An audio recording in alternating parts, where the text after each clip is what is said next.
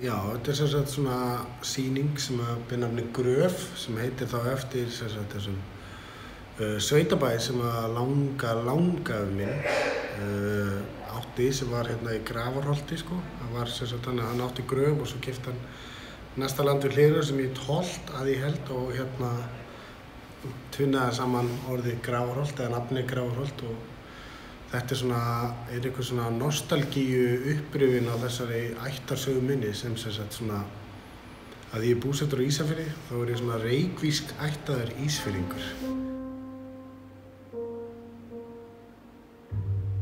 Verkið er svona ægilega öfugt tónlistarmyndband, þannig að ég byrjaði að taka upp svona myndskeið af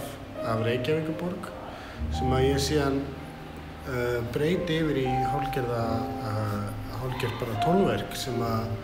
vinir mínir spila síðan. Þannig að þeir eru að bregðast við því sem er að gerast í myndbandinu og meðan að þeir eru á sama tíma að spinna upp svona tónlistarverk sem að við heyrum hér.